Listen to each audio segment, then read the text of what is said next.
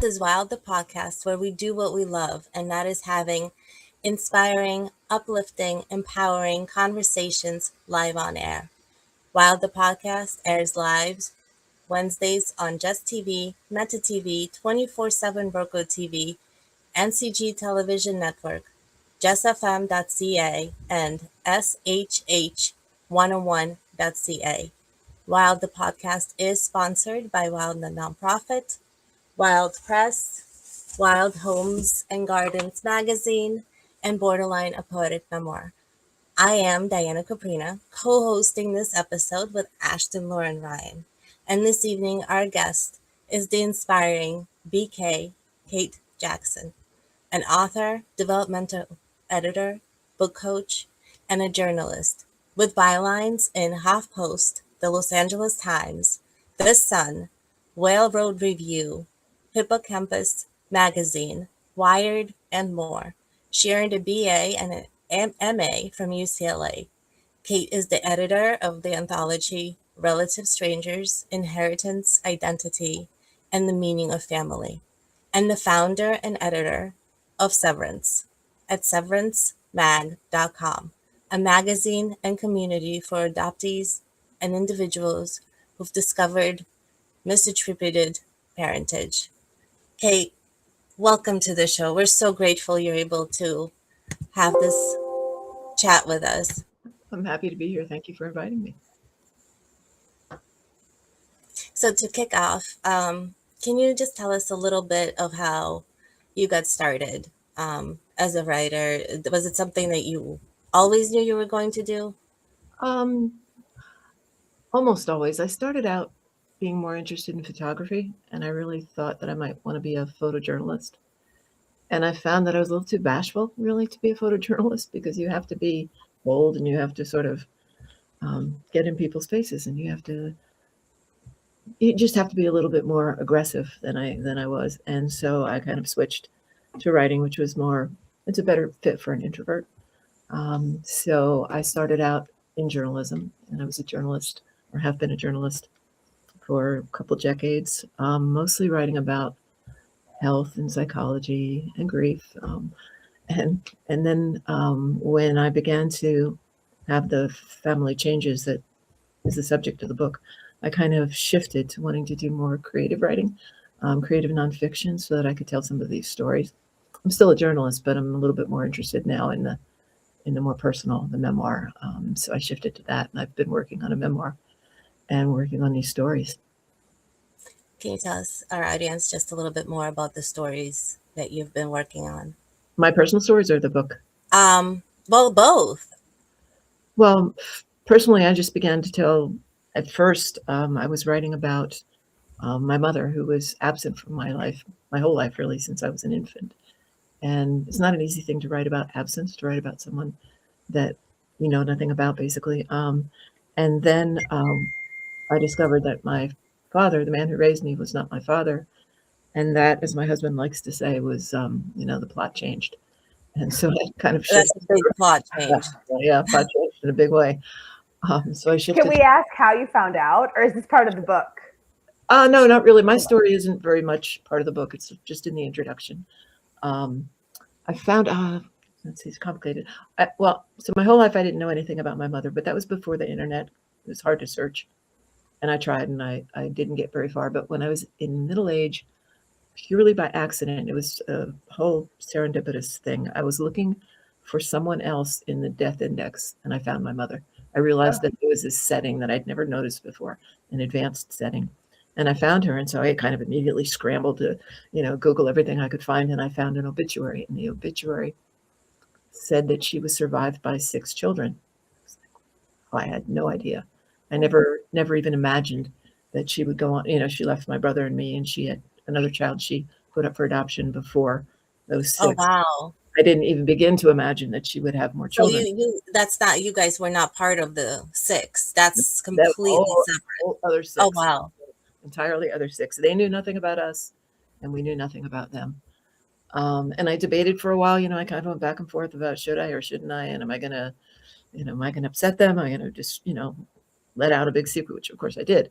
But I figured, they were all grown-ups. The worst that could happen is they would ignore me or reject me. And it was actually kind of funny. I found an email for the oldest of them, and it worked out so well that she was the one I wrote to, because I don't know if the others immediately would have replied, but she wrote, and it wasn't that long after my mother had died, and she said a really quick message.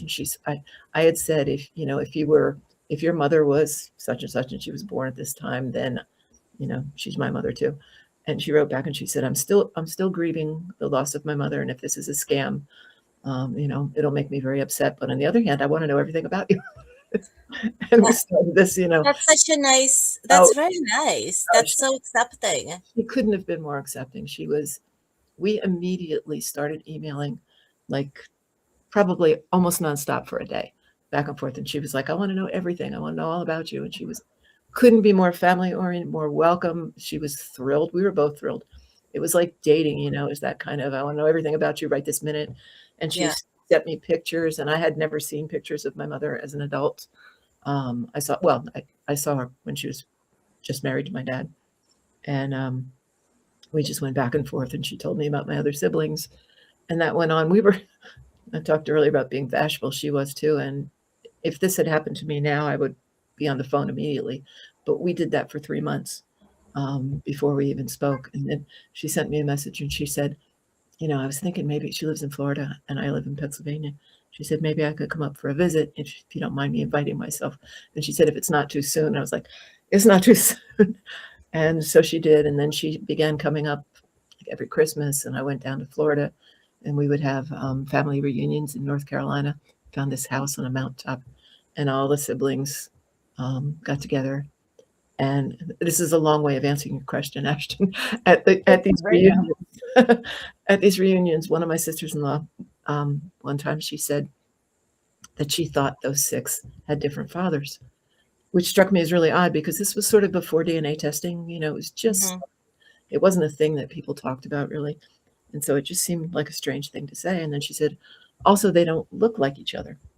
And I didn't think much of that either, because lots of siblings don't look like each other. And they Yeah. did, but I look a little like a couple of them. And so I didn't think much of it. But the next reunion, she did it again. And then she came up to visit for Christmas, and she brought it up again. And at a certain point, it just stuck in my head, and I couldn't stop thinking about it. And, I was thinking, that's ridiculous. It couldn't possibly be. And my dad previously had offered to take a DNA test when I was looking for the child my mother put up for adoption. So I thought, okay, I'll ask him to do it now. And he was not my dad. Wow. Yeah. Yeah, that was a little How shocking. how did you deal with that? There must have been a grieving process too, or I had quite a strange reaction, I guess, compared to many other people. I've heard hundreds of stories at this point from people in similar circumstances. And most people are, I was shocked, but most people are almost traumatized by it. mm-hmm. I was sort of glad, and I know it sounds very strange to say that. And the reason is that it made sense to me. I always had some weird feeling that, and it's not that I ever thought my dad wasn't my dad. I used to joke because, like, I'm knock-kneed and he's knock-kneed, and I had big curly hair and he had big curly hair, and I didn't look like him, but that was enough to make me think, there's no way I'm adopted. So, that never really crossed my mind, but I always felt something not right about me and my family. And so when this happened, it felt like it made just so much sense that I was almost thrilled by it. And it changed nothing with my dad. It wasn't like I Mm-hmm. lost anything. Yeah. And it wasn't a grieving situation until once I made that discovery, it was like, okay, well, now who is my father? Mm-hmm. And it took 2 years, almost 2 years to find out. And that's because it was so early in the DNA testing that there weren't that many people in the database. So it's much harder to find people. So I was obsessive because that part of it was traumatic to me, to have lived my whole life not knowing my mother and lived with that absence and longing, and suddenly go, here we go again. Now I don't know who my father is either, was just, that part to me was traumatic. Mm-hmm. So I searched and I searched and I did all this genetic genealogy, and I learned everything I could. And, close to 2 years, I found who he was, and he had died 20 years earlier. So there came the grief part. Yeah. because how do you grieve someone you've never seen, someone you don't know? And that's the disenfranchised grief, where nobody understands it and there's no support for it. And people will say, well, a week ago you didn't know he existed. What difference does it make now? A week. This week. It's a lot of difference. It's Yes. funny people will say that. What difference does biology make? I was just having this conversation today with someone, and someone in a similar situation, her newfound family said, what difference does biology make? And I thought, do you know how many people are interested in genealogy? I mean, it's the second biggest hobby, I think, next to porn in this country. So obviously, biology matters to a lot of people. And I don't know why they think it shouldn't matter to us, It matters. matters. Yeah. Because Even you just want about to know health. the genes that make you. Yes. Where You you want- come from. What You to want to know why expect. you behave the way you do, and why Mhm. And what health-wise you too, what Health-wise. to expect genetically. Can you have any predispositions? That's a Um, big piece that people don't understand. They really don't understand, because when people do DNA testing, they found it's, well over half, I think it's closer to 60 some percent, find out that their health risks, everything they know about their health risks, totally changed. And, Yeah. adoptees are fighting to get their birth certificates. Donor conceived people are fighting to end anonymity so that they can gain access to those records. People like me with misattributed parentage, we don't really have any recourse or way to do that except to hope that the people we reach out to will tell us. And when I first made my discovery, I found out that my biological father had a son, so I reached out to him, and he wasn't interested and didn't answer. And that was part of what I wanted to know. But I got Mhm. around that. I eventually found a copy of the autopsy report from when my biological father died. And when I was growing up in my dad's family who raised me, they were cancer. Everyone was cancer. And so as I grew up, that was what I was alert to. That's Mhm. when I go to the doctor, that's what I would make a point of, being aware of. And there was no cancer in my new family, my biological family. It was all heart disease. So I started seeing a cardiologist, just kind of itch. Yeah. But people die because of this. People, I know there's a man I've been in touch with. He's an adoptee, and he was mountain biking. He was, I think, in his early 40s, and he had what they call a widowmaker heart attack, and he had kind of a spiritual um, experience in the middle of it, where he was sort of out of body, and some part of him said, "Find your family." And when he survived, he did find his family and found out that that's his father had died of that same thing, and he had brothers. Forget if the brothers died, but they did have the same condition. So people die. People can die, and people can, fail to get preventive care and screening. And it's a very important piece. And then there's the mental health piece. Mhm. People who have these discoveries are more prone to anxiety and depression and panic disorder. And when they look for help, there's nobody trained to deal with these things. It's so new.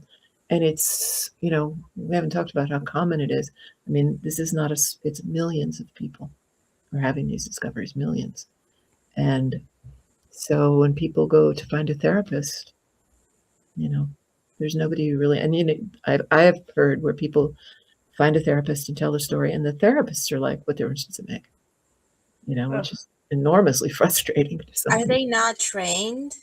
Some of them were trained in adoption issues, which really are not entirely the same, but most therapists are not, and they're certainly not trained in what it's like to discover that your father isn't your father, or you find siblings you didn't know about, or the reverse, when you're on the other side of that and someone like me knocks on your door and says, "I am your daughter," Yeah. I don't know yeah, how I would What feel about about that. yeah. Like what if about the someone knocked on my searching? door and said, I'm your half sister, and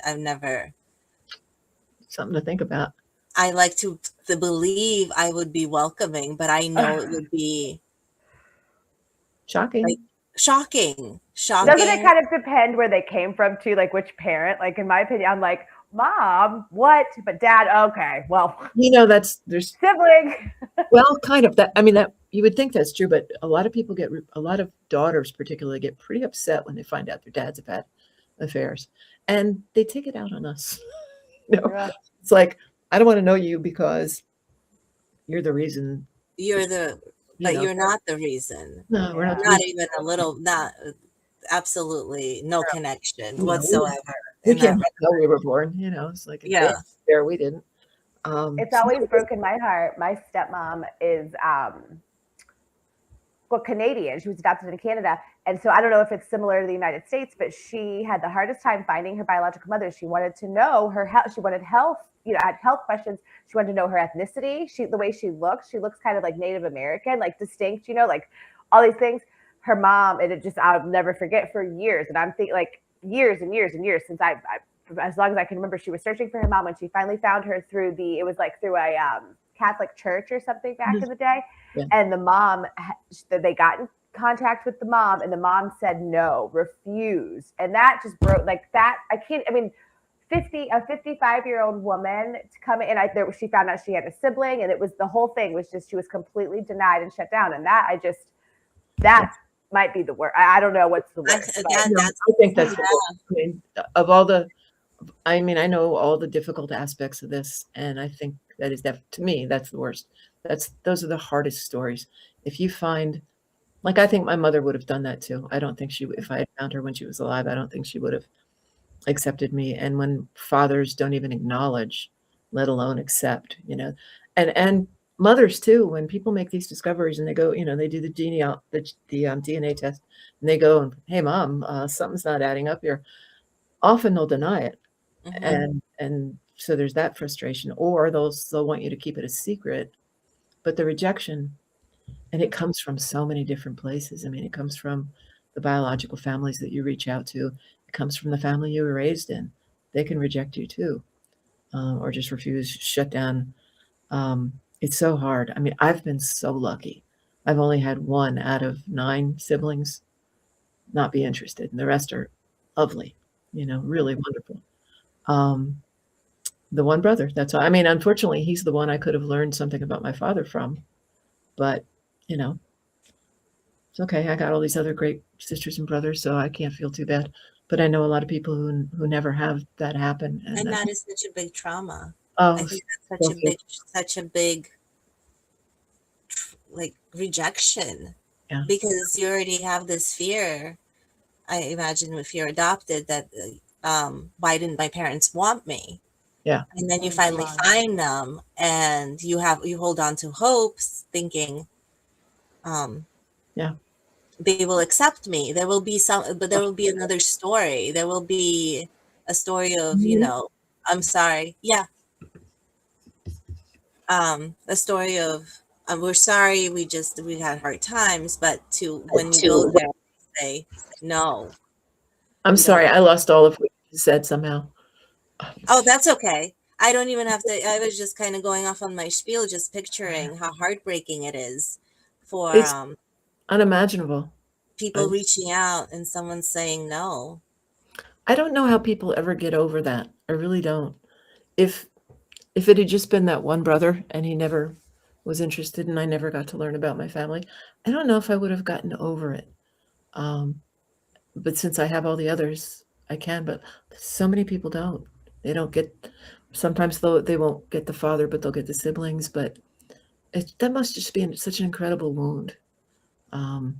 Even when it's not personal in a way, like they're not rejecting you, they're just rejecting the idea of you. But still, it must be, unimaginably heartbreaking. And then talk about grief. That is, yeah. So I think that's really, really hard. The identity piece of this is pretty hard. That's probably the other most difficult aspect is, who are you now?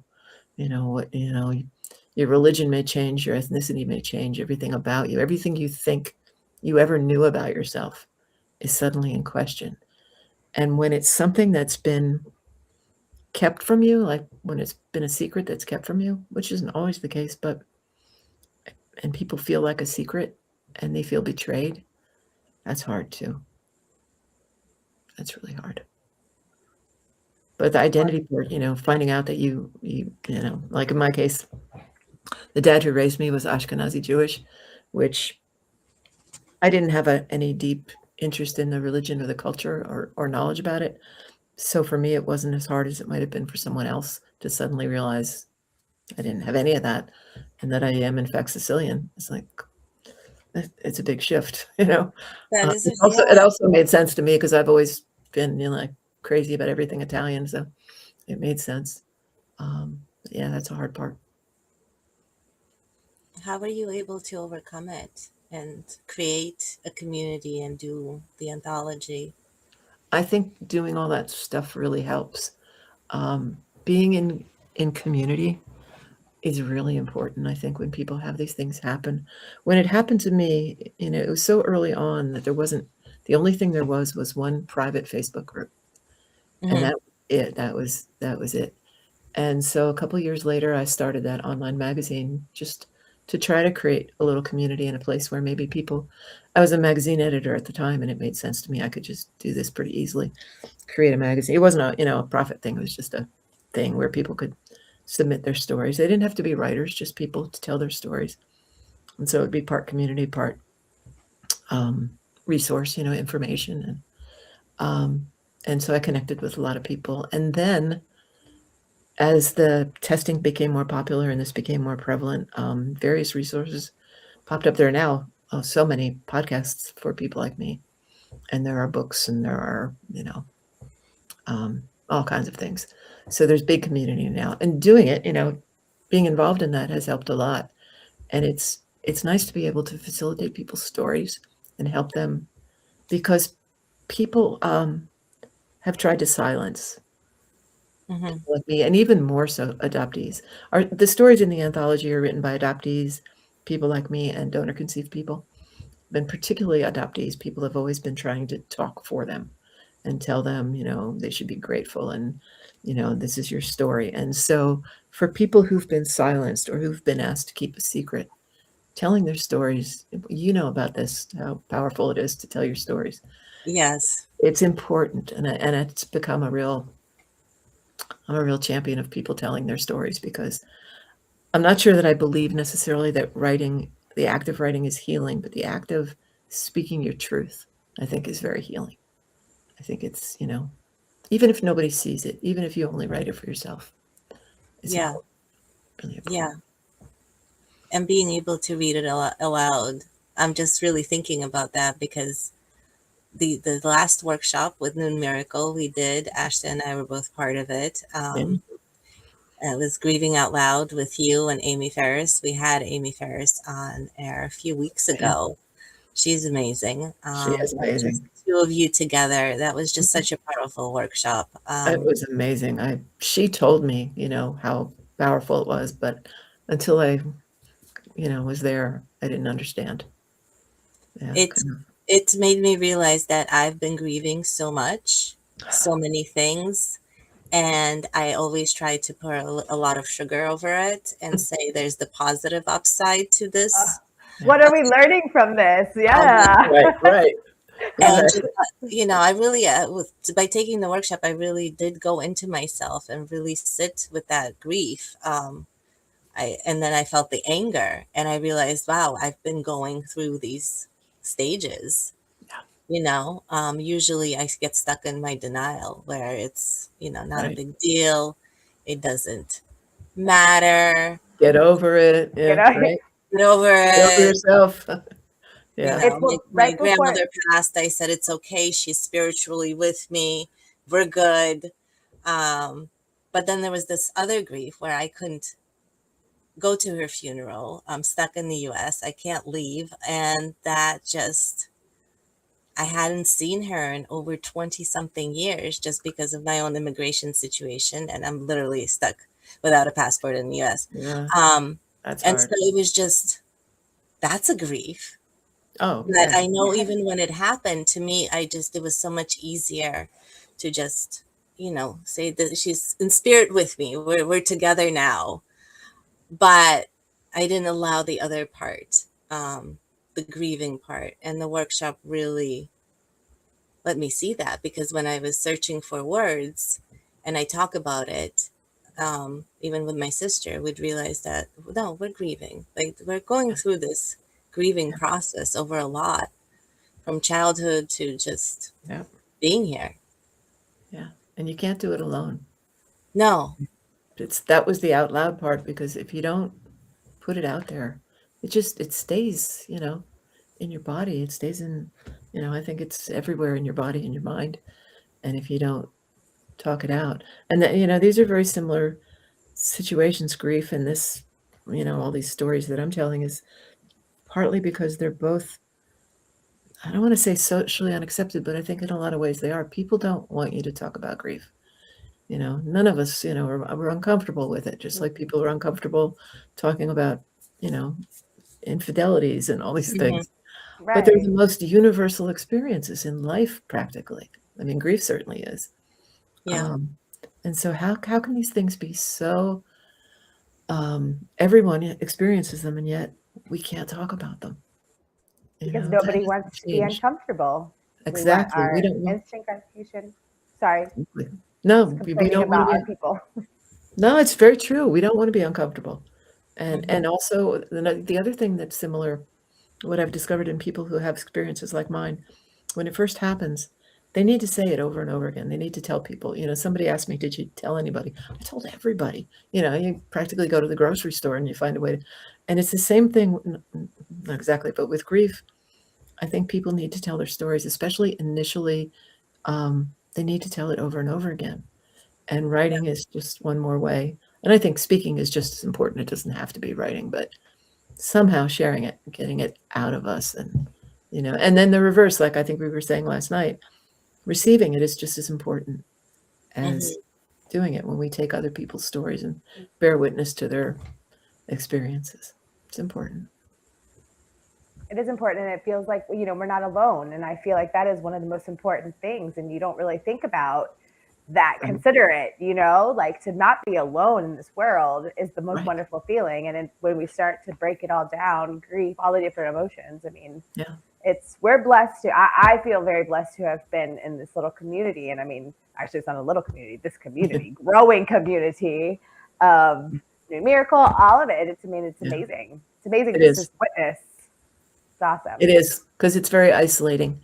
And if you don't have those kind of outlets, and a lot of people don't, unfortunately, but maybe what you're doing helps that, and what Jane is doing helps that. So We're trying, and I think I'm such a bad millennial, anti-internet. I'm like, I hope the internet crashes, but then I'm also like, oh my gosh, I was just in a Zoom meeting with somebody in California, Hawaii, Northeast. I mean, like, I can't.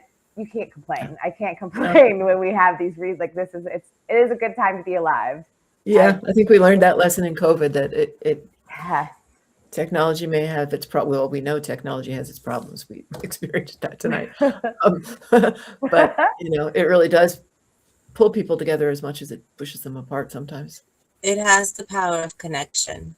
I think if you approach it with, I need connection and I need a community, then it opens many doors. It really depends how you use technology. You can use Exactly. it with best intentions, Yeah. or you can use it to spiral downward and Yeah. into your own world. And you have the algorithms, everything's catered to you, Yeah. and that can also be very isolating.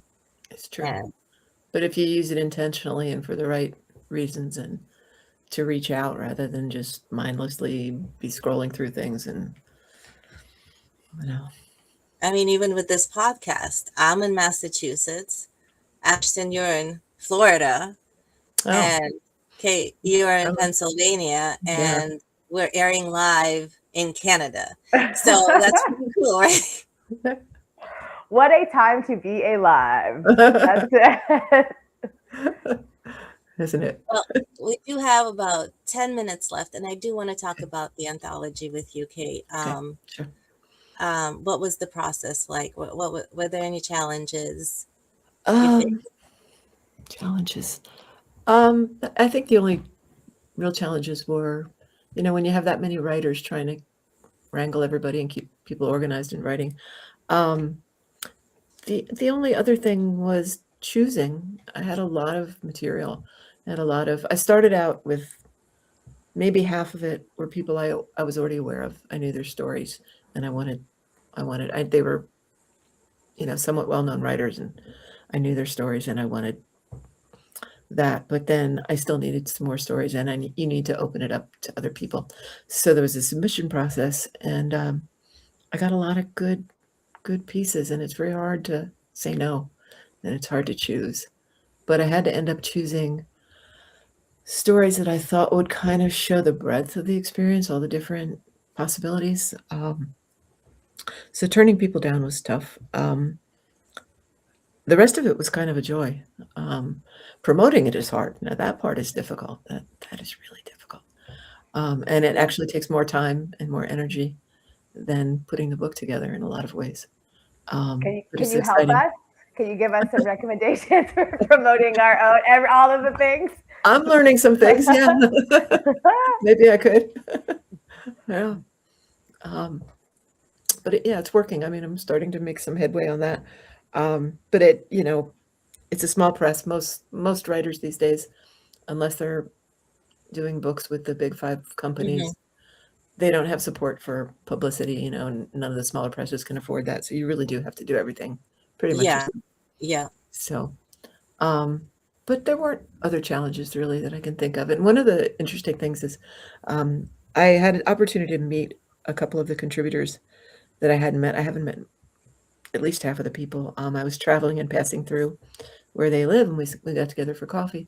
And one of them had done at least one anthology before as a writer, and she commented about how anthologies build community. And I wasn't quite aware of it yet in the process, Hmm. but she's so right. They really do. You build this little family, kind of like the groups that you're in, Yeah. and that was a really nice side effect of it.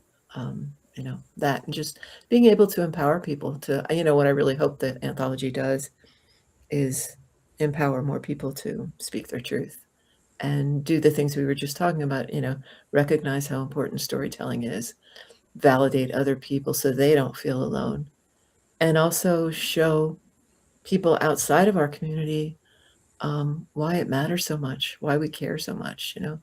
Um, like I said, a lot of people, like that brother who was not interested in me, I don't think he's a bad person, and I don't Hmm. think he was necessarily being, mean or cruel or rejecting. I think it just didn't occur to him what difference it made.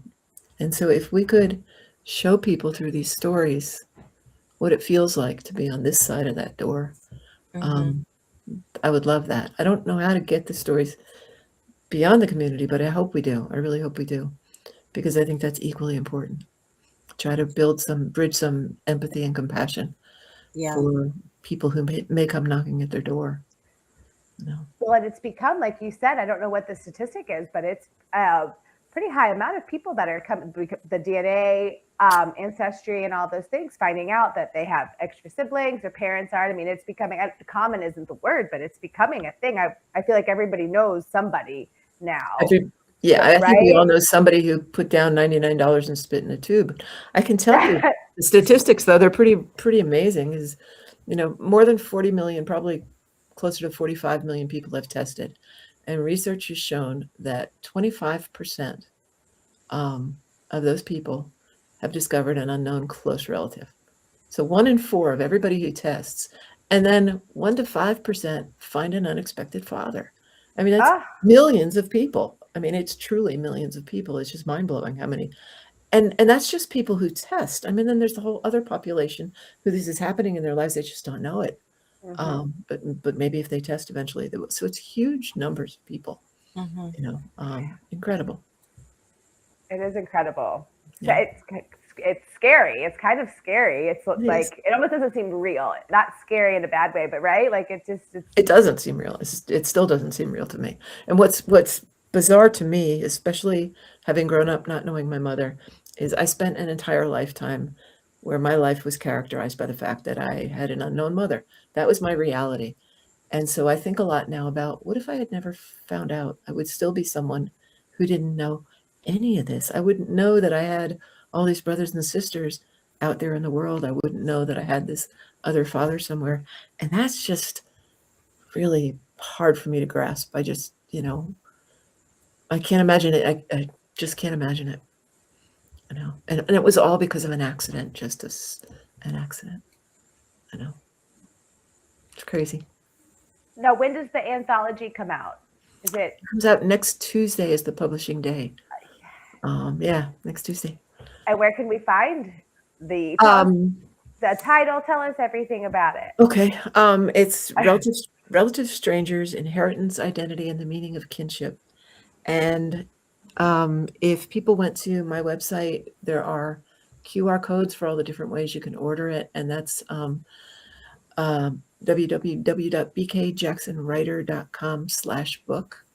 There's also at that site listings of the events, like we've got a book tour worked out, and all these different podcasts will be listed there with links that people could just jump on. And it'll be available in the usual like Amazon and Bookshop and Barnes and Noble and those places. And it can be ordered through independent bookstores. Probably isn't in them without being asked by people. Tell us about the book tour. This has been a big surprise. Actually, I didn't think this would happen.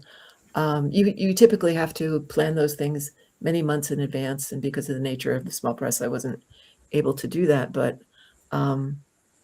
actually, thanks to Amy's help, I got an event in New York. That was the first one, and I figured I'll just keep trying, and now we're up to about 7 events. One in Miami, one in Illinois, one in Portland, and one somewhere else that's escaping me. One here in my town. And I hope to get more. What I'm really trying to do is to get all the contributors in some way involved. Like in the one in Illinois, that will be 2 of our Chicago contributors. And we have, different people in different places. And I would like them to participate in as many of these things as they can. I've been getting some podcasts where they are the guests instead of me. People are going to be a little tired of my story. I don't think so. You're just so engaging, and I don't feel like you'll ever tell the story the same way. It's right. You know what I mean? That's super exciting. I'm so excited for a book tour. Just sounds so like, I don't know. It's out there. It's happening. Yeah. Cool. Awesome. It's exciting. Like, wow. Congratulations. That is one of the bonuses for me is when the Miami one came up. There's one contributor in Miami, and I pitched to a bookstore that I knew she had some history with, and they got back to me immediately. Said, they love her. Said, yes, we'd love to do this. And at the time, I was thinking that she would do it. And then I thought, all of those brothers and sisters, or most of those brothers and sisters of mine, are in Florida. And I thought, I'm going to do it.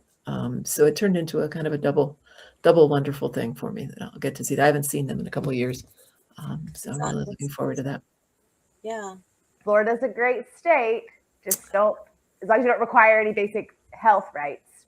Well, I'm just kidding. I've been in a bad mood all day talking smack about Florida, so it just is coming out. I'm not looking forward to Florida in August, which is when this thing is going to be, but I can't choose that. So, what part of Florida are you in? I'm right outside St. Augustine. Oh, nice. I like it there. East Coast. Yeah. Yeah, nice. It's nice.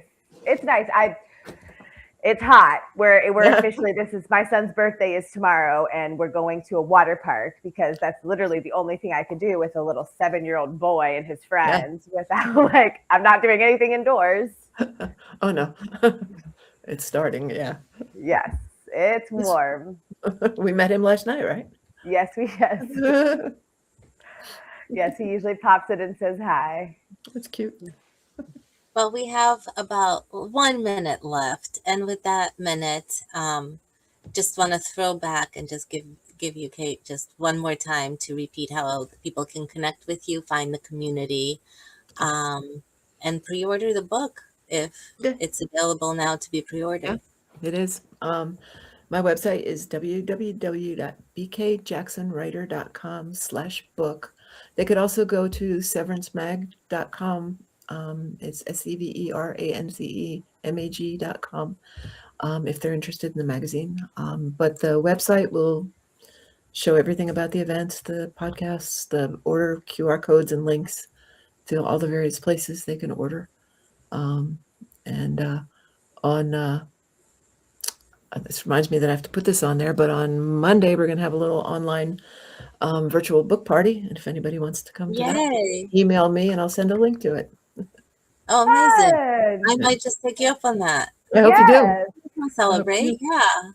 Oh, I love it. Celebrate. Yeah. That's amazing. Yeah, just be a quick thing, just to thank everybody who made it happen.